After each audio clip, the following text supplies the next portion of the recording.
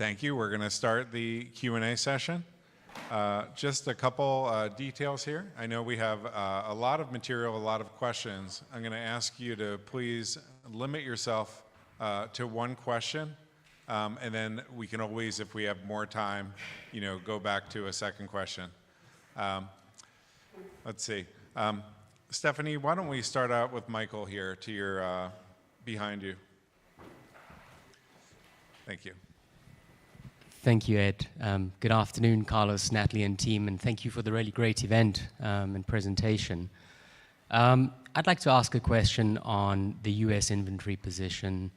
Stellantis is clearly taking a more conservative approach with incentives in the US, and I appreciate the frugality and stewardship behind that. But is there perhaps an argument to be made for being more aggressive on predecessor models and making room at dealers for the new ones to maximize the market opportunity from the fresh product lineup that you've got coming, particularly on the Ram 1500? Thank you. It's not exclusive. You don't have to do one or the other one. We can do both. And of course, you need to create the room for the new products to be launched. That's quite clear. Reversely, if you make that readjustment brutally, it's very costly. So what we are trying to do is to do it in a progressive manner so that we create the room for the new products while making sure that the new products will reach the right level of quality when they go to the market. And as we have that target clearly in our radar, we just need to manage our inventory down in a progressive way so that it's not very costly way of doing things. That's what we are trying to do.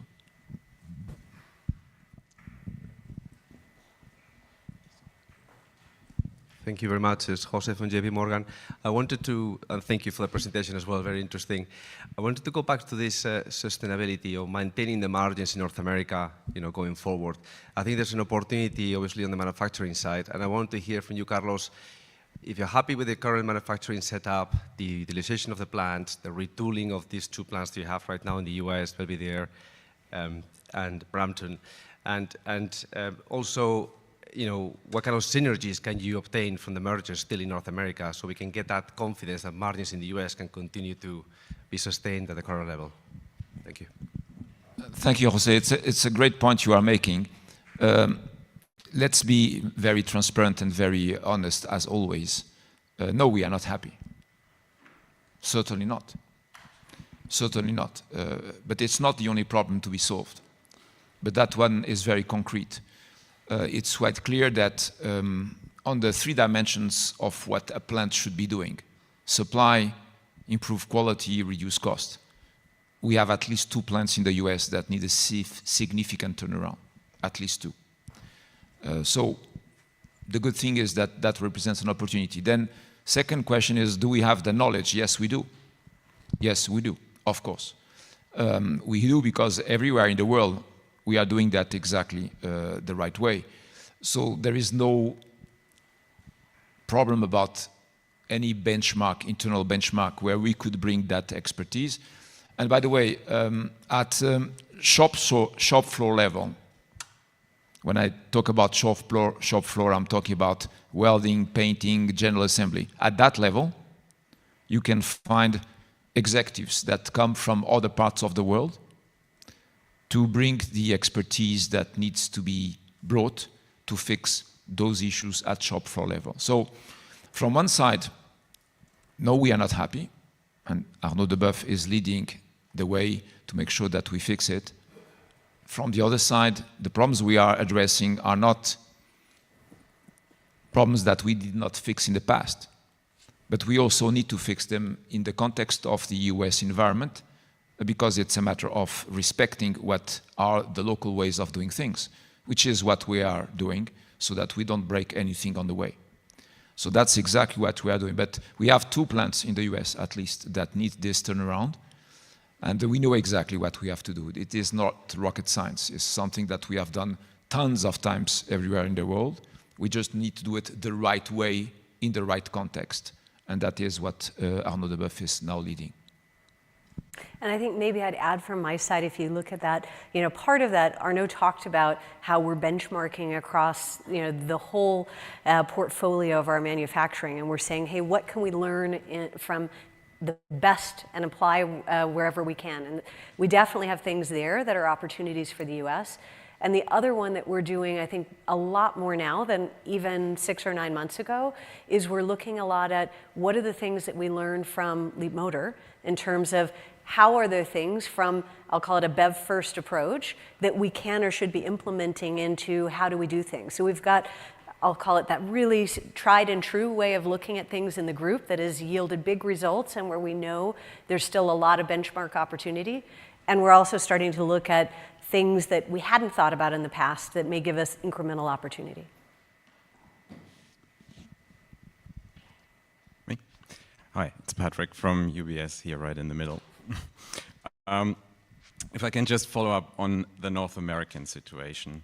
On the one hand, you're still working through the inventory situation, which is a significant drag. You talked about it. I would like to better understand for how long you think this is actually going to be a drag to margins. Are we talking 2 quarters in your mind, or just to get a better feeling? And then when it comes to the phase-in of the BEVs, I think the industry or investors tend to be a bit scared about margin dilution from EVs, at least looking at the numbers that at those OEMs that are disclosing the profitability. You have a different strategic approach, you have a different platform approach. How can you reassure us that that phase-in of the EVs will not be as dilutive as we've seen it at your competitors? And then as a very last one, if we put these inventory issues behind us and the phase-in of these Stellar platform models, does it make sense still to believe that North America can go back to 15% margin or more? Or was that just the result of an extraordinary strong pricing situation in the industry? Thank you. Well, that's a very important question you are asking. So let me try to explain at least our vision in a proper way. Let's not forget that on the total production cost of an automobile, you have 85% bought out parts.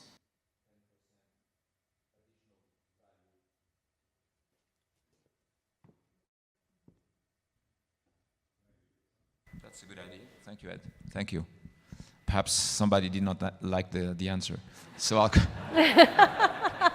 come back again and repeat it. So 85% bought out parts, 10% transformation costs in the OEM plant, 5% logistics. That's the total production cost of an automobile before you put the product on the trailer to ship the product to the dealership. So on this part, when we talk about competitiveness on cost to generate the margins and reassure you that the margins of electrified vehicles will be as good as the ICE, one cannot forget the 85%. Because I can do as much as I can do with my teams on the 10%. And I have possibly the best worldwide benchmark of what you can do in any kind of plant on quality and cost, shop by shop. So this is available, but that's 10%. So what do you do about the 85%? And the answer was in the presentation that was done about 80% low-cost country sourcing.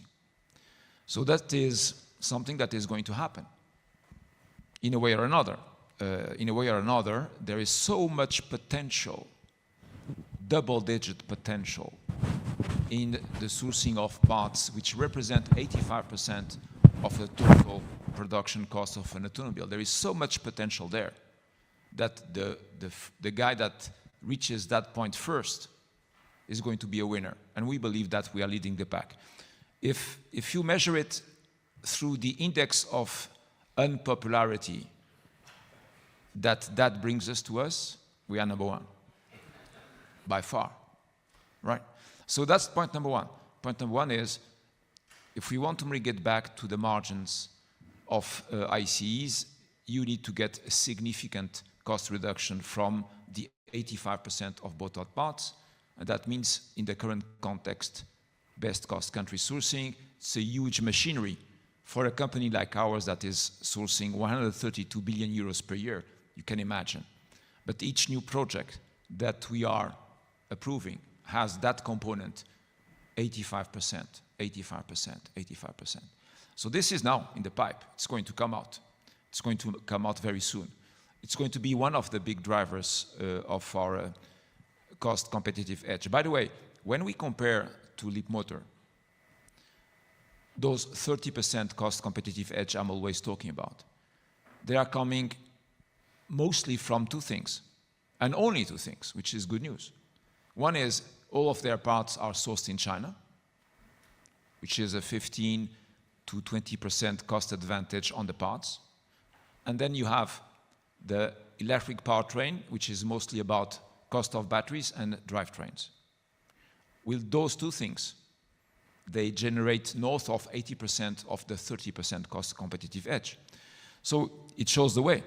It shows the way of what? It shows the way of vertical integration on the EV powertrain components, which is exactly what we are doing with electric motors and drivetrains, and batteries with ACC, vertical integration, and then everything else sourced from best cost countries. This is exactly what we are doing, and I believe that we are ahead of the pack on that specific component.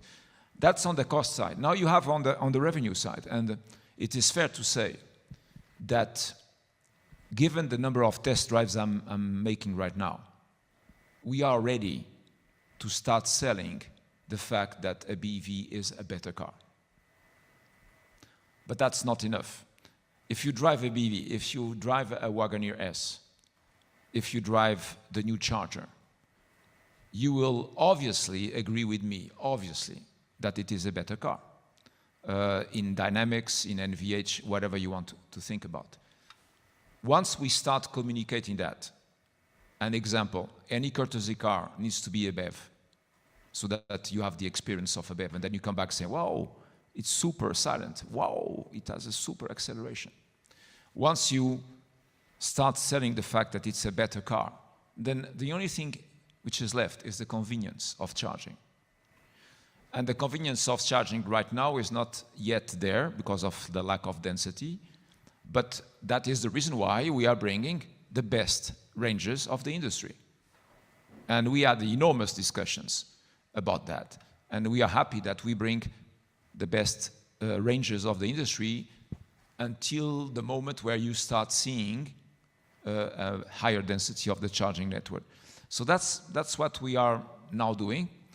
And any seminar of our top leadership team always start by test drives of EVs and breakdown of EVs. Test drive of EVs will confirm what I've just told you, and the breakdown of EVs, and we had yesterday here another meeting where we cut and disassemble and break down the cars of all the competitors. It's the world of enlightened engineers. It is just starting. When you look at the engineering of BEVs, it's basic. It's not optimized. It's just basic. Look at the battery packs. It's basic. This technology has not been optimized. There is huge potential to do much better than what you can see in whatever brand you want to pick today, including, by the way, the Chinese. Which means I'm very confident that challenging the brains of our people will lead to making a much better cost at a higher performance level very soon. Which means what? Back to my story about you have two kinds of people. The ones to whom you say, don't worry, I'm going to protect you. And the ones to whom you say, we go racing. This is all about recreating an optimization in the new technology that is not there. And the good thing is, not even in the Chinese brands. They are not there either. Their technology is not super optimized. But of course, they have a competitive edge on cost. Somewhere in the EE architecture, they are a few years ahead of us. Not much, because when we are going to come with Stellar Brain, we'll be on their back. We'll be on their back. And you say, I told you a few years ago that we were trying to make the best performance at that point in time was beat Tesla with the cost of the Chinese. We are getting very close.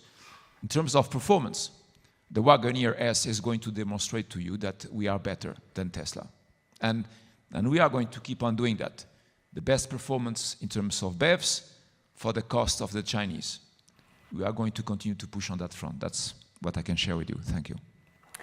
Can I add one other thing? Because you said, how do you look at those higher margins? And I'm sure you would have jumped on this, is scale is also part of that, right? So I think we covered it a lot today in the presentations on how do we improve, how we think about the pricing dynamics overall, our commercial practices, and there's lots of opportunity for us there. But when we look at the size of where we are in the market, we're definitely at the low end of what the potential is. And when we grow there, we also have an ability to spread our fixed cost over a bigger base. Thank you. George Galliers from Goldman Sachs.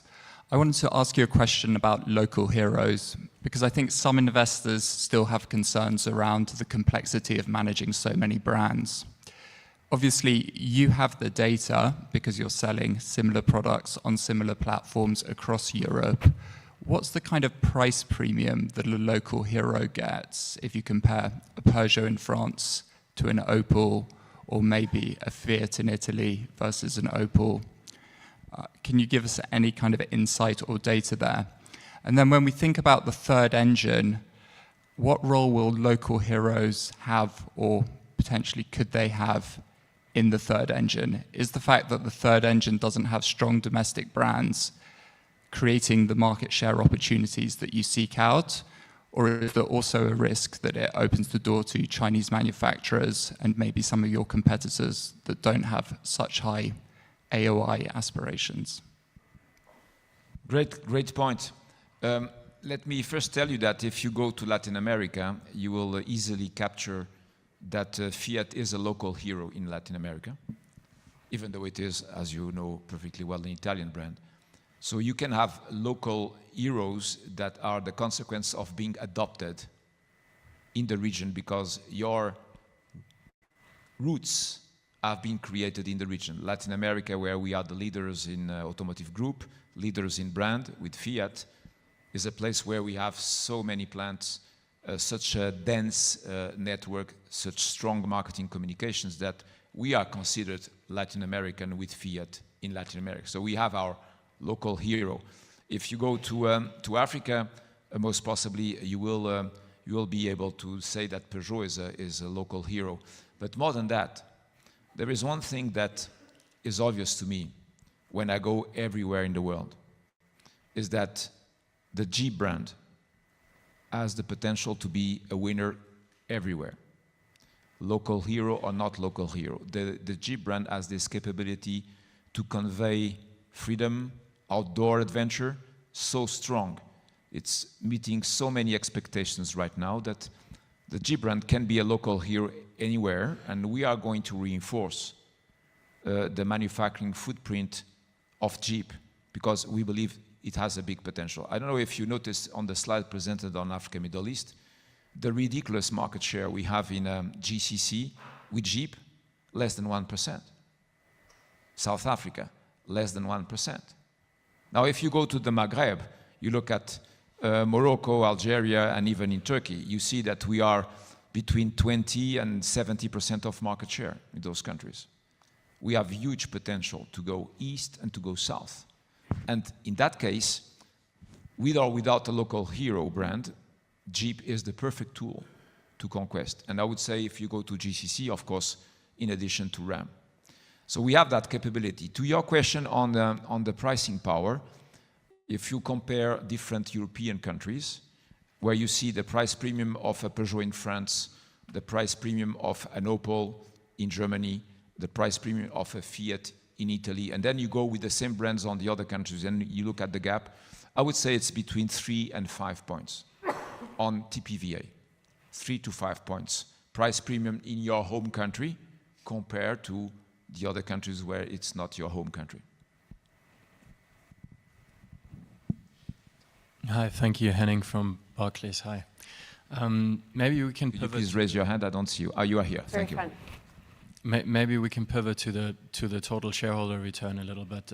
Natalie, I think you used the words conservative and very sustainable, and I just wanted to clarify on the dividend level, or in terms of absolute dividend level, absolute level of share buyback. Do we mean when we say conservative and very sustainable, that's a sort of floor level? And of course, we also talked about paying out the excess free cash flow, and one of the key variables, of course, is the M&A, I suppose. So is there a floor for the total cash return to shareholders? Is there a ceiling for potential M&A? And I guess that part of the question is for Carlos as well, because you sort of said with a smile you have ideas, and maybe you would be prepared to share a little bit more about the ideas that could eat into the cash return potential to shareholders. Thank you. Well, maybe just generally on TSR, one of the great things about TSR are there are different components to it, right, in terms of how do we get to that number. So I didn't give a floor or a ceiling today on purpose. What I wanted to do was show you the track record of what we've achieved, talk about the pieces that we believe we can continue to sustain in terms of we like the dividend where it is, we see potential for it going forward, and that's why we've taken the range up when we look at 25. We've talked about share buybacks being something that's core and that we're going to continue to use, but we didn't give you a firm commitment in terms of what does that mean forevermore. When we look at TSR, I think those pieces are core to how we get there, but it's also what do we do from an AOI perspective and what do we do from a valuation perspective that are going to be able to help us deliver that number over time.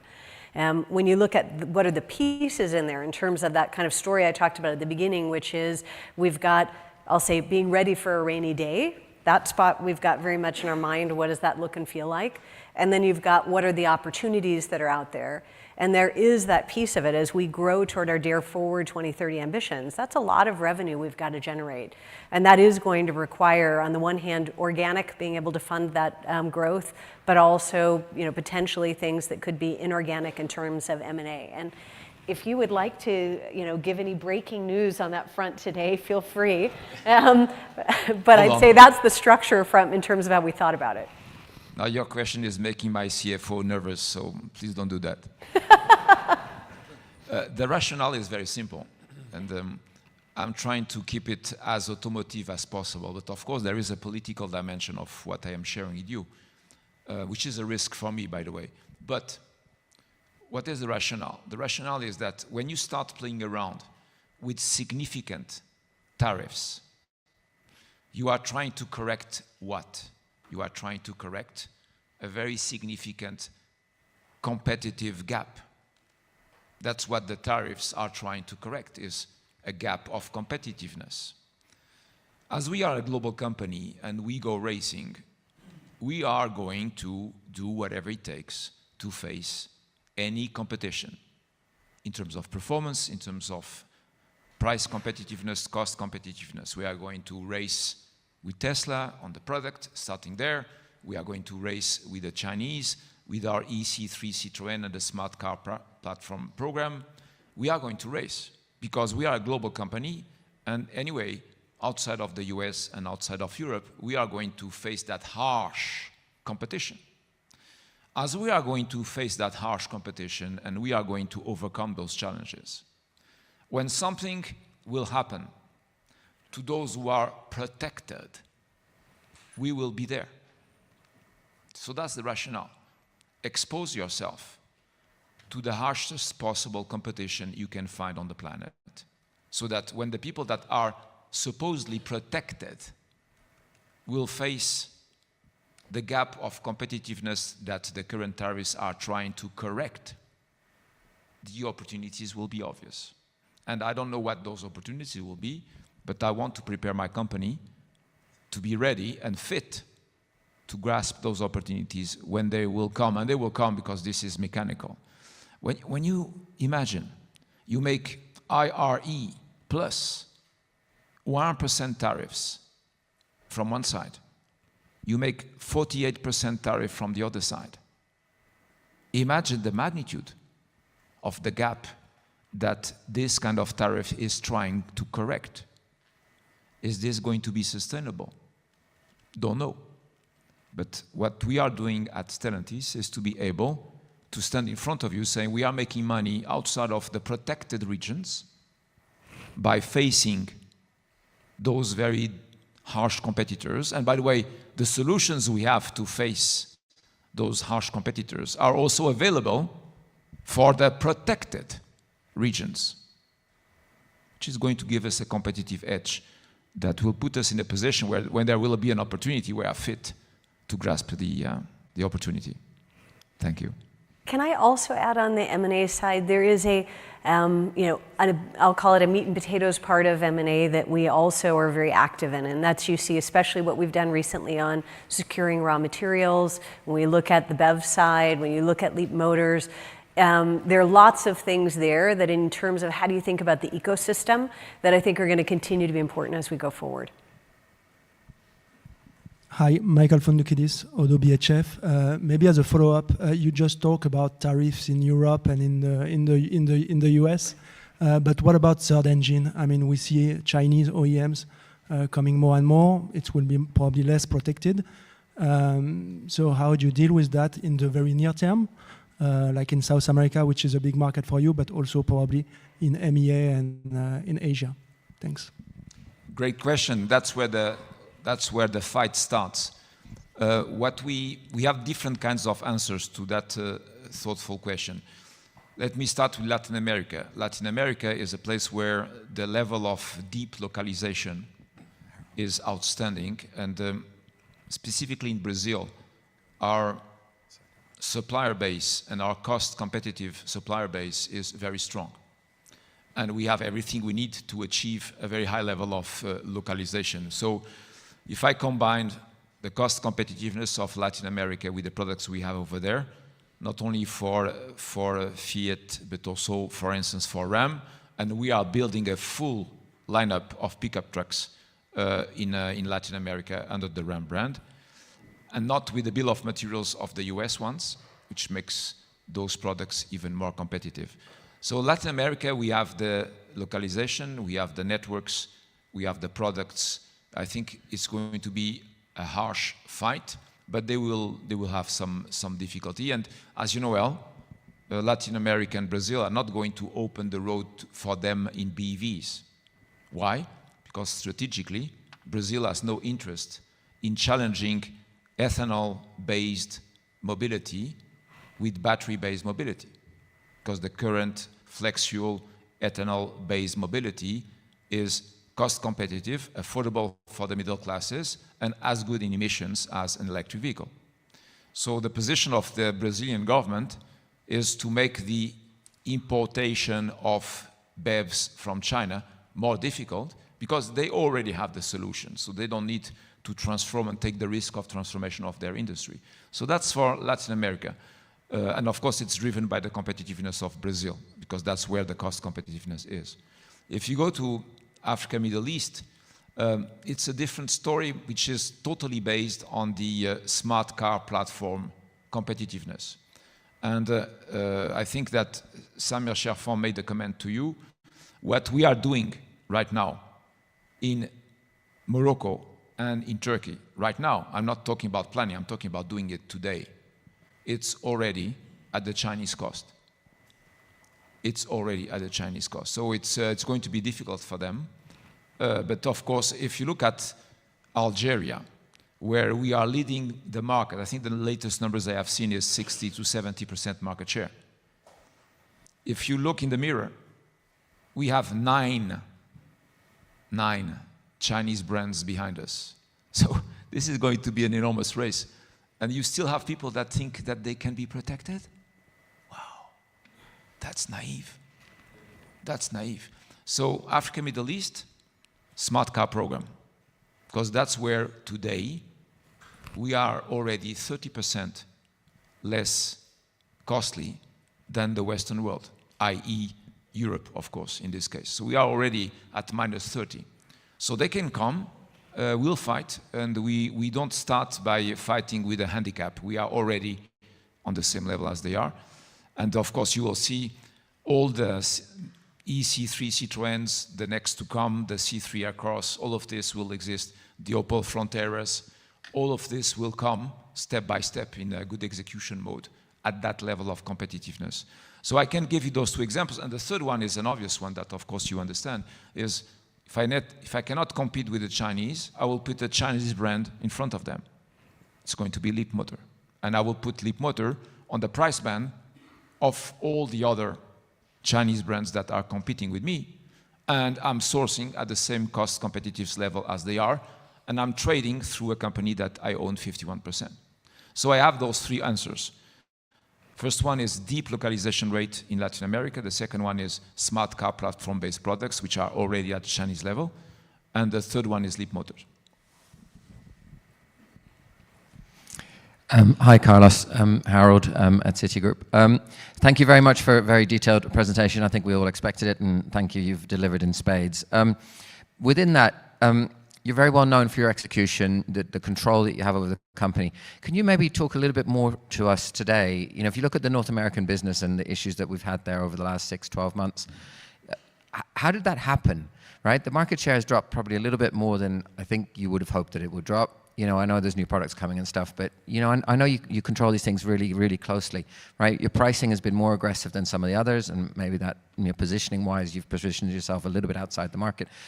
But I'm just a little bit surprised that this happened to you, to be honest with you, a little bit. You know, and so philosophically, how has that happened? And then secondly, looking at today, the message is just a little bit different from what we've heard from you before. We've seen quite a lot of plans for growth, obviously multi-energy platforms and things. You know, we're going to be running a lot of different drivetrains next to each other. You've always been the guy for simplification. And it just feels a little bit that we're adding complexity to the business now. So within that context, again, how are we going to manage the complexity? And what you've always said yourself, the cost of that complexity as well. Those are two great questions, and I would like to answer to them very honestly. On the first question, we were arrogant. That's all, arrogant. There was a conversion of three things. The market conditions deteriorated by the end of 23 at a moment where we were trying to deal with a certain number of inefficiencies, and we were not good at dealing with those inefficiencies. And they were specific to a certain number of plants.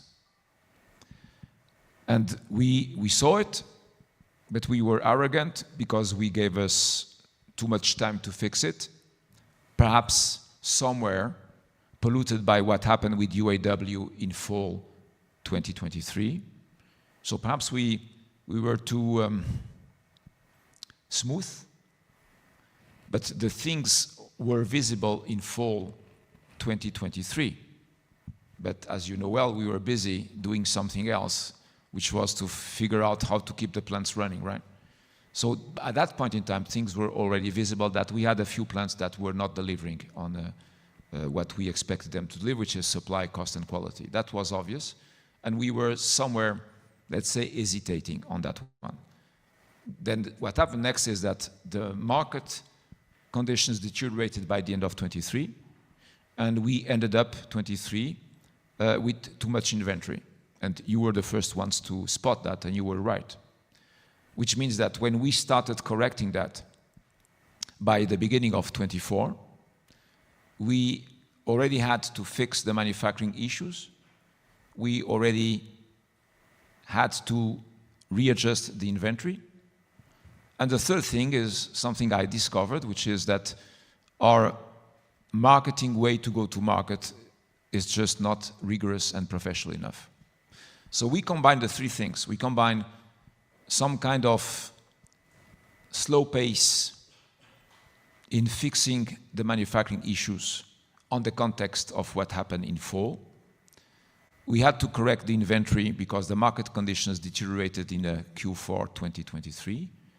And our way to go to market, which I summarize by saying our management of the purchase funnel was suboptimal, to say the least. To say the least. So the combination of those three things created the problem. But you are absolutely right. No excuse. I am responsible, and we were arrogant. No excuse. Your second question was about?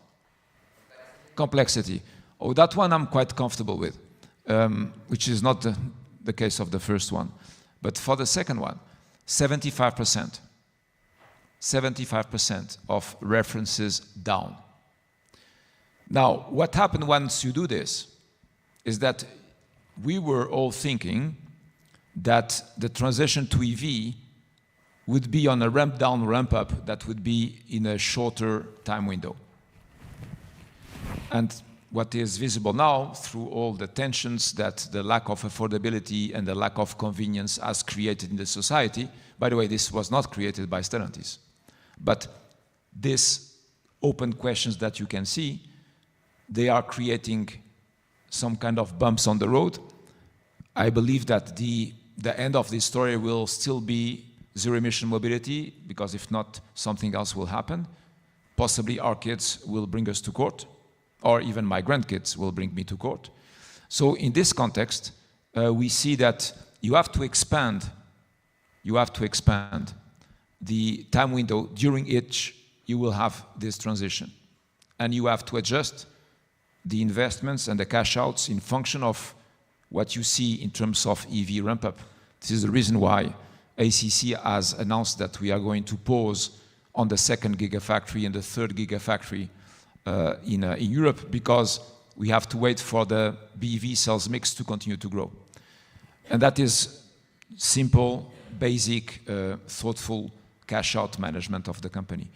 But what we see is that we are going to be able to manage this transition, indeed, with additional complexity, not on the parts, because we have reduced them by 75%, but mostly by leveraging the multi-energy platforms and the flexible manufacturing. I would say we are blessed with that decision. You could say it's a matter of luck, perhaps, but we made that right call a few years ago, Q1 2021. We made that call, and it happens that it's perfect decision to adapt to this transition time window that appears to be longer than what we expected. Thank you. And we have time for one last question. Tom? Thanks. Yeah, Tom Narayan, RBC. Thanks for taking the question. So question on Pro. A number of us here were at a similar investor day last year for another OEM who has 40% market share in the Pro segment in the US. And they made a big pitch showing how it's very difficult for them to cede market share because it's very sticky and there's a lot of very small businesses. Huge profit center for them. Just curious, what gives you guys confidence you'll be able to take market share for them, and how important of a priority is Pro for you in the US? You're very strong in Europe. How do you achieve that in the US? Great point. I see exactly who you are talking about. the guy I'm racing with, right? That's perfect. By the way, you don't know, but I'm racing against Jim in the Le Mans Classic races every single year, so we know each other well. Not with the same car, by the way. But on that point is absolutely a correct question.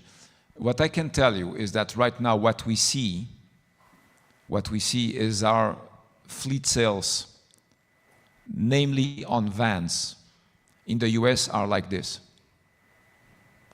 And Jim is absolutely right. Small fleet, small and medium enterprises are the core of that business. We are bringing now the ProMaster at a higher capacity, including with the EV versions. There will be a surprise next year. And we are seeing right now that our B2B reboot is working very, very well. So it's going to be a big fight. But one thing that is also interesting to see is that even if you talk about fleet, and if I talk about fleet on Ram, you are going to think, yeah, but fleet is less profitable than retail. So I can share with you a very sensitive information, which is the profitability of fleet on Ram is much higher than the profitability of Jeep in the US. Which means what? Which means we can fight. We can fight. And when we are increasing on the van business our market share in the segments with fleet, not only on ICE but also on BEV, And when we'll bring additional surprises very soon, we'll see. It's a race. It's a race. And Jim is right to say it's difficult. Yes, sir, it's difficult. Nobody will say that it's easy, but we are going to bring strong arguments. And in the way to go to market, our B2B management was a mess. And Carlos has been working like hell on this dimension. He talked to you that he completely reset the organization of the front line of the US sales, starting with B2B and small and medium enterprises, because that's a big profit contributor to the result. Thank you. Thank you, everyone. Thank you all for coming today, and look forward to inviting you to participate with a lunch with management after this. Thank you very much.